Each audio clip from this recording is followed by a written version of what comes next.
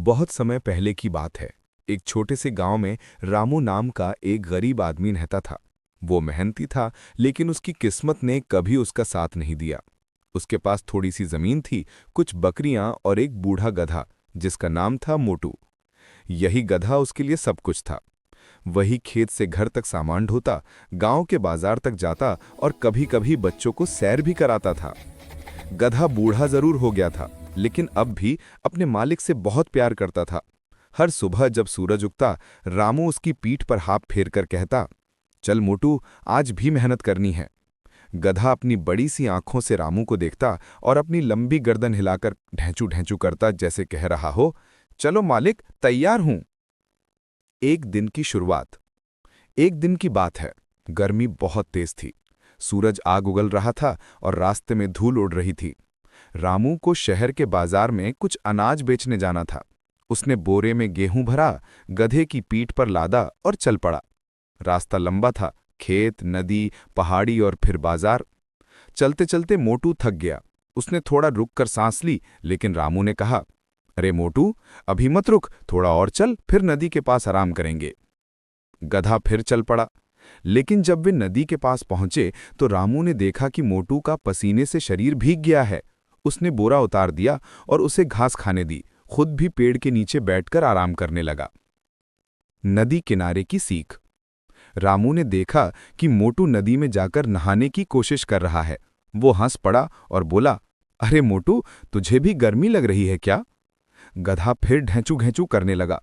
रामू मुस्कुराया और बोला, तू मुझसे कुछ कम नहीं, सच्चा साथी है। उस दिन रामू को एहसास हुआ कि जानवर भी इंसानों की तरह थकते हैं, दर्द महसूस करते हैं और प्यार समझते हैं। उसने मन ही मन तय किया कि अब वो अपने गधे को कभी जरूरत से ज्यादा काम नहीं करवाएगा।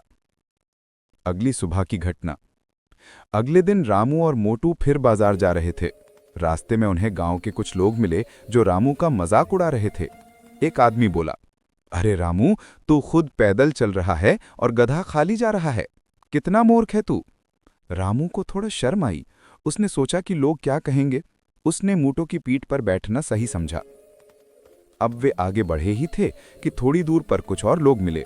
एक बूढ़ा आदमी बोला, अरे रामू, तुझे शर्म नहीं आती? इतना गरीब गधा और तू उस पर बैठा है। रामू फिर सोच में पड़ गया। उसने तुरंत नीचे उतरकर कहा, ठीक है, अब मैं नहीं बैठूंगा। फिर दोनों साथ साथ पैदल चलने लगे। लोगों की बातें और मूर्खता। थोड़ी देर बाद कुछ बच्चे रास्ते में खेल रहे थे। उन्होंने रामू को देखा और चिल्लाए, देखो देखो, कितना मूर्ख आदमी है, खुद चल रहा है और गधा खाली जा रहा है। अब रामू को गुस्सा आ गया। उसने कहा, अब क्या करूं? अगर मैं बैठूं तो लोग बुरा बोलते हैं, अगर न बैठूं तो भी। आखिर उसने सोचा, चलो इस बार दोनों बैठ जाते हैं। रामू और उसका बेटा जो साथ में था, दोनों गधे की पीठ कर बैठ गए। लेकिन अब गधा बुरी तरह थकने लगा। मुश्किल से चल पा रहा था। कुछ दूर जाकर वो ठोकर खाकर गिर गया। बोरा फट गया और अनाज मिट्टी में बिखर गया। गधे की हालत। गधा बुरी तरह हाँप रहा था। उसकी टांग में भी चोट लग गई। रामू ने उसे उठाने की कोशिश की, लेकिन वो दर्द से कराह रहा था। रामू की आंखों में आंसू आ गए। उसने कहा, मोटू, गलती मेरी है, मैंने लोगों की बातों में आकर तेरा हाल बुरा कर दिया। रामू ने उसे सहलाया और नदी के पानी से उसकी टांग धोई, फिर उसे धीरे धीरे उठाया और बोला, चलो मेरे साथी, अब मैं तुझे कभी दुख नहीं दूंगा। रात की समझदारी। शाम तक रामू गांव लौट आया। उसने अपने बेटे से कहा, बेटा, आज हमने एक बड़ी बात सीखी है। दुनिया की बातों में कभी नहीं आना चाहिए। लोग तो हर हाल में कुछ ना कुछ कहेंगे, हमें वही करना चाहिए जो हमें सही लगे।